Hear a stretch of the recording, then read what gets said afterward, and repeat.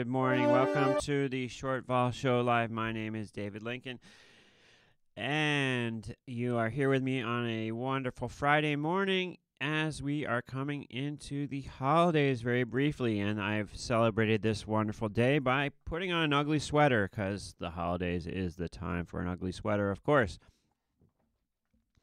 We see markets down this morning, which isn't a surprise. Markets have been down a lot lately, and that is part of the subject of this discussion today.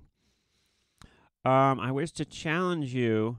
I know a lot of people are saying to themselves, oh no, the market's down.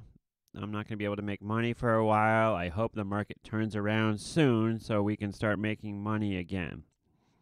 And unfortunately, hedge funds are supposed to be like do interesting stuff to make you money when the stock market's not making money. Well, a lot of hedge funds lately appear to have had the idea, hey, I got an idea.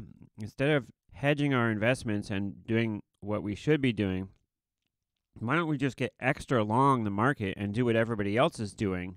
Because obviously the market's going up. And so hedge funds have had record losses the months that the market is down, which doesn't make sense. You can be smarter than hedge funds as a trader. Why not get short something when the market's going down so that you can make money when the market's going lower? I know it sounds obvious, but give it a shot.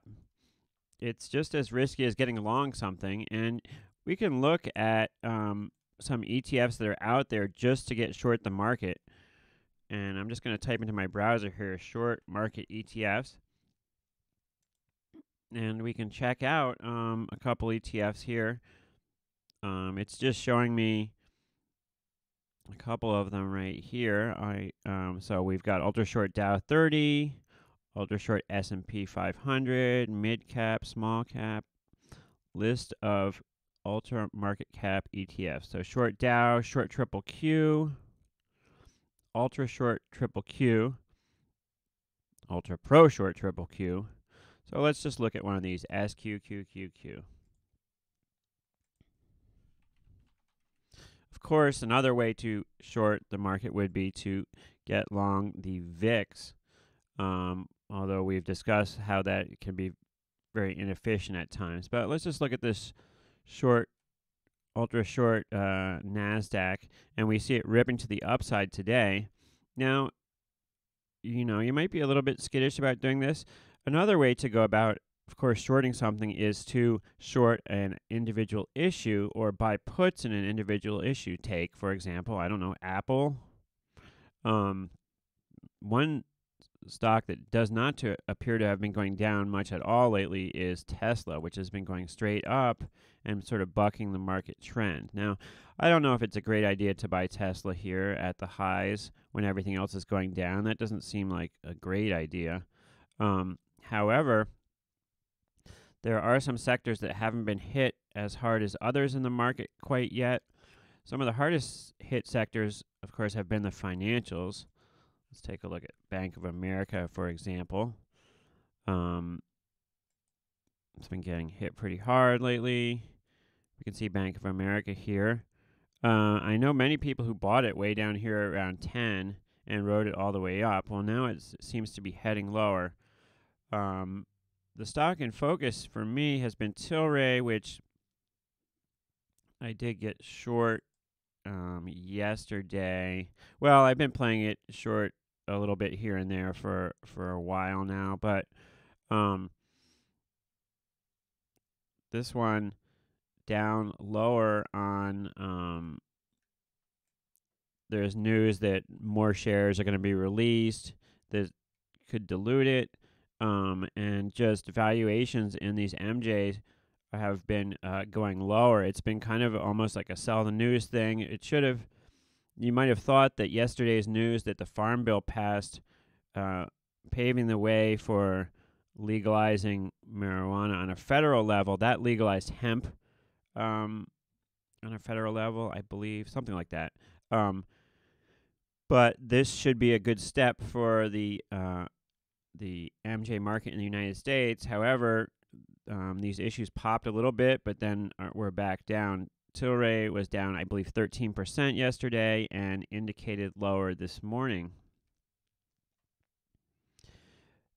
But yeah, think about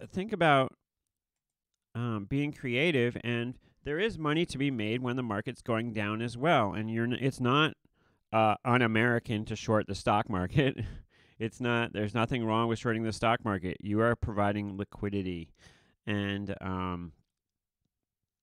so don't feel that just because the market is kind of in turmoil that you can't make money, and don't feel that you have to be long all this stuff.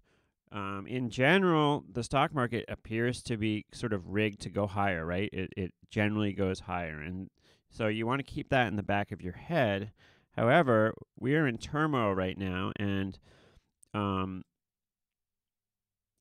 we see that the indices have been in this range between 2,600 and 2,600 and 2,800 for a while, and we had this break down to 2583 in the E-minis a few days ago.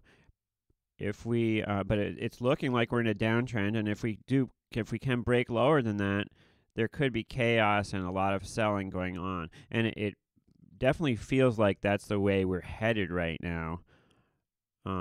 People have talked about a Santa rally and stuff, but every single rally seems to kind of not really make it, like stall out. So don't be surprised if this does go lower, and in fact, maybe you want to to have a little bet to the downside. I don't know, maybe buy some Apple puts, maybe buy a little Facebook puts, maybe look at Amazon.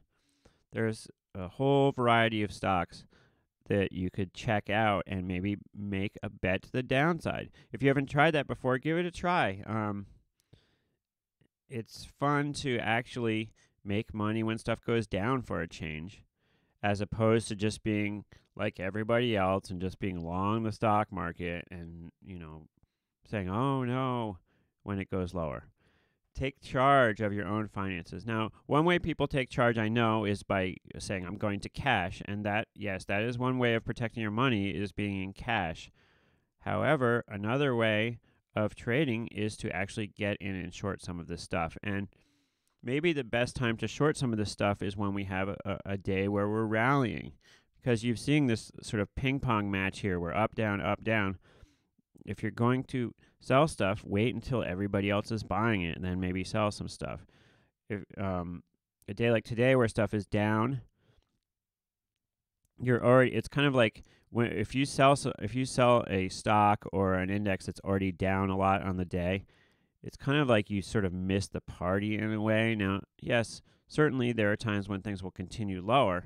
However, a lot of people talk about trading strategy to put a trade on and have it start working and going your way right away, or they get out of it. And we have these overnight moves where you just come in the morning and stuff has already moved a lot. It's like stuff moves more overnight sometimes than it does during the day. So if you were going to pick a candidate to get short, I would recommend doing it on an up day. That way, once the tide turns, things will be in your favor right away. If you're trying to chase stuff, there's always more opportunities in the market. And I've had the feeling, like you have several times before, where you say, oh, gee, I wanted to buy X, Y, or Z. Now it's way up. I missed the boat. Oh, no, there's never going to be an opportunity again. Well, that's just not the case. There's always another opportunity. And I would suggest you be patient and wait for those moments. I have these times in the market where the path seems very clear, and I want to have my capital ready for those moments when the path is very clear, as opposed to chasing stuff around, getting in after a move, trying to, that fear of missing out thing. All right, well, let's take a look really quickly here at the VIX and the VIX term structure. We haven't been able to come out of backwardation. I don't have a day count for days in backwardation, but I think it's up to like over a week at this point. We'll pull up VIX Central and take a look at things here. But this has been sort of the shape for a while. I do find it interesting that the futures are sticking very close to spot. Now, I know we're pretty close to expiration here for December, but still it seems remarkable how close the futures are sticking to spot right now.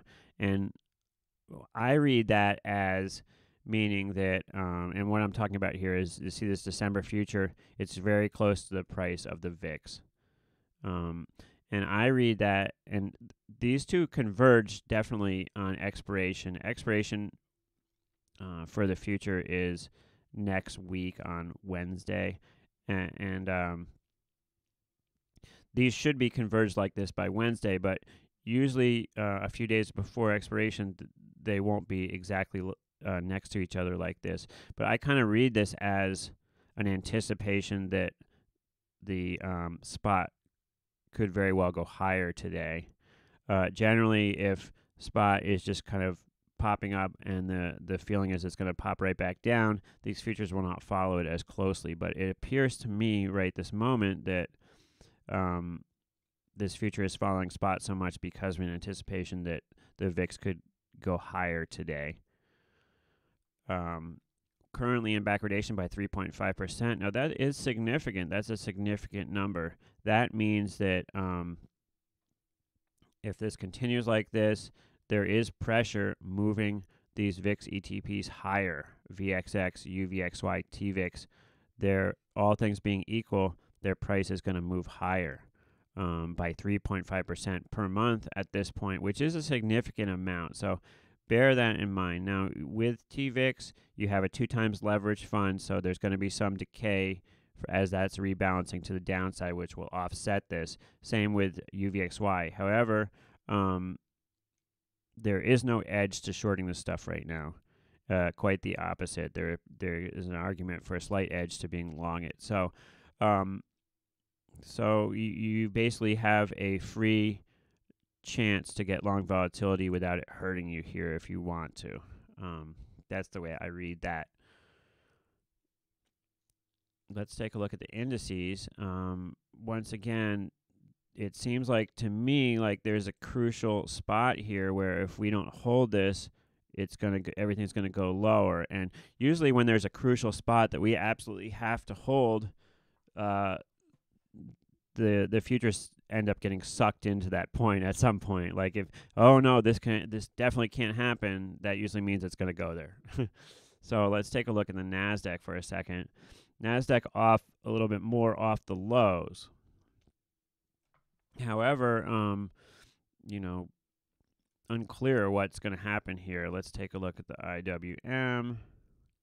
This being the Russell. You could look at RTY. Looking much worse, actually. Approaching the lows. 1427, the recent low, 1420. So Russell not looking good at all. And now let's look at Dow futures. Dow futures kind of in the middle there. But once again, this stuff can turn south very easily, and volatility, we don't have that much, it's not like that we're in contango and there's a lot of room in the term structure to adjust if volatility goes higher. No, we're already in backwardation. Stuff is already starting to stretch. So we get a spike in the VIX, and these UVXY and VXX are going to get up and run. They're going to perform pretty well to the upside at this point since we already are in backwardation. So I would keep all this stuff in mind. Now, can the market rally from here? Certainly it can. I can't predict the future. I am saying, though, that if it goes lower, we are going to see volatility definitely expand from here. VVIX, as I've talked about before, is, it feels low, 93.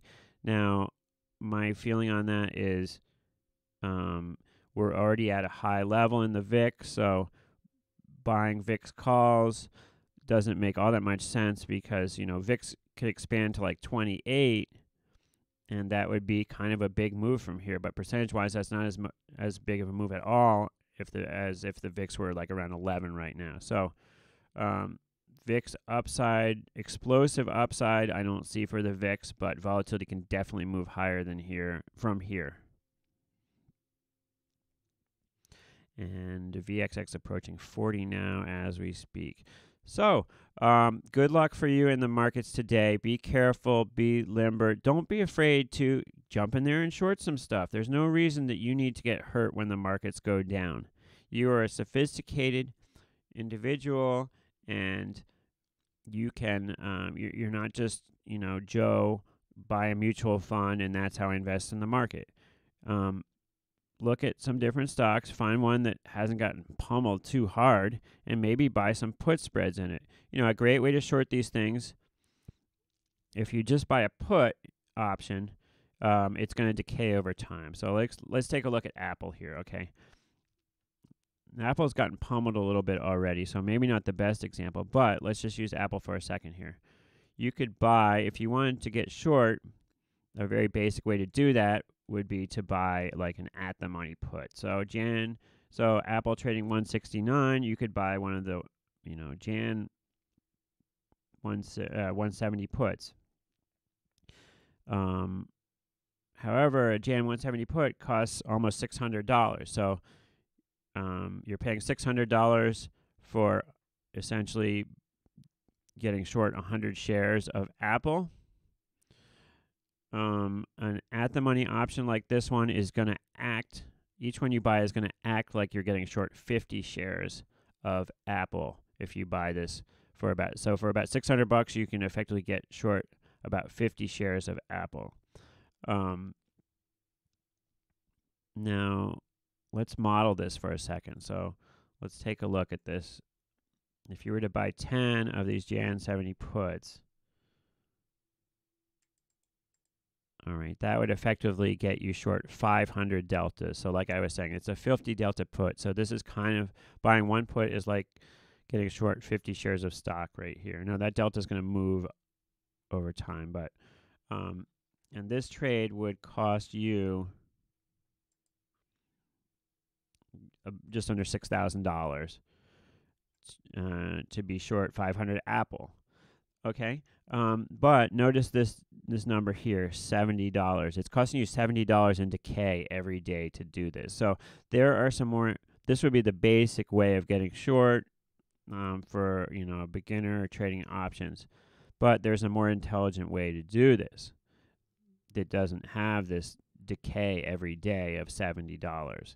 And how would we do that? Well, we could buy a put spread. So we could buy, instead of buying a Jan 170 put, we could do something like buy the Jan 175 60 put spread. So buy the Jan 175 put and sell the Jan 160 put. Let me see if I'm...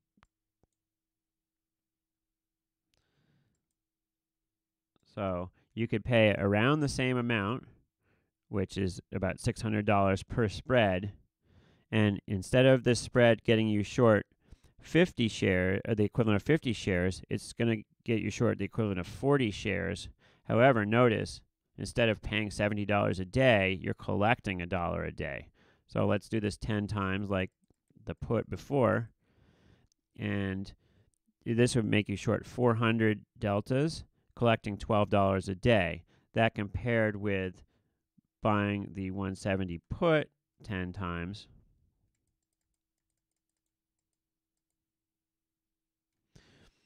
which would get you short 500 deltas, but cost $67 a day in decay. Now, these trades are not the same thing. The put vertical is going to be effective only in a limited price range, whereas this put, if you bought it, if this stock really went a lot lower, would give you coverage for a longer range. However, for our purposes of betting this is going to go down a few bucks, they are comparable, and we would definitely prefer this put spread. Another thing we could do is we could pick a put that's below where this is trading. So trading 168, we could pick something like the 150 put and we could buy a 150 put in January, and we could sell a 150 put a little bit closer to expiration. So maybe actually we could buy a 150 put in February.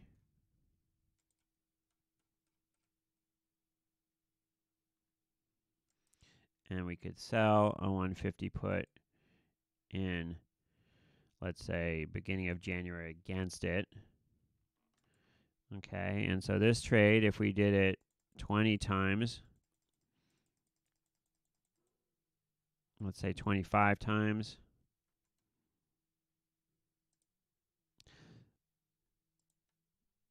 so would cost us a little over $5,000, so somewhat comparable to that other trade we were talking about. Now this one would only get us short 200 deltas, but we are still playing this to the short side.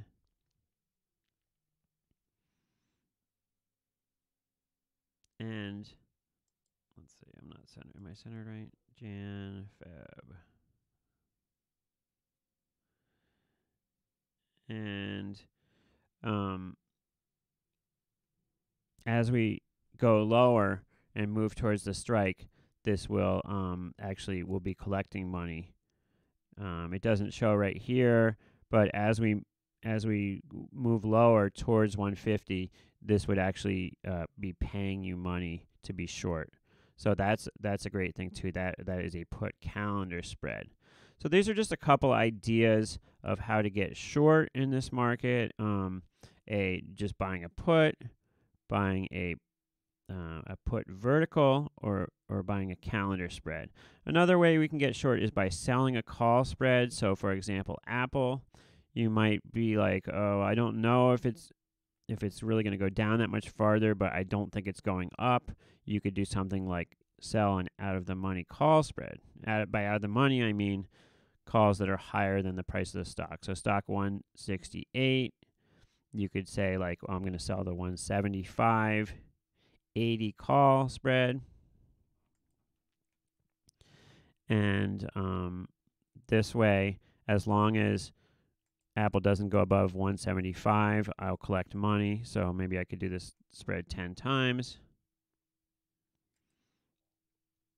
And this kind of spread, you're collecting money. However, it's going to force you to put money aside to protect you against losing. So even though you're collecting money on this spread, your account is still going to have to sacrifice some buying power for it. So, for example, this would, if we did the spread 10 times, it would cost us about $3,500 in buying power. However, Apple stays below 175 till expiration in Jan, and we're going to collect $1,700. So, it really depends on your assumptions. But in this case, as long as if Apple goes lower right away, or as long as Apple stays below 175 by expiration, you're going to collect a bunch of money. If we wanted to compare this to one of those put spreads, we could add a few more of these so that it's taking out about 5,000 in buying power.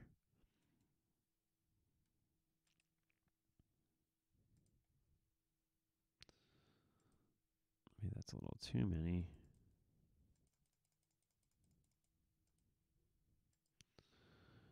All right, so if we did 15 of these spreads, it would take about 5,000 in buying power. And as long as Apple stays below 175 by expiration in January, you're going to collect $2,500, which is a pretty good deal for a $5,000 investment. And if Apple goes a lot lower right away, you can actually take the spread off early and collect a portion of that money ahead of time, not have to wait all the way till expiration. Okay, well, I hope you learned a little bit about options trading and some ideas for getting short the market here today. And I know the open is coming in about 15 minutes, so I wish you good luck trading today. I hope you make some money. And remember, you don't have to be long to make money in this market.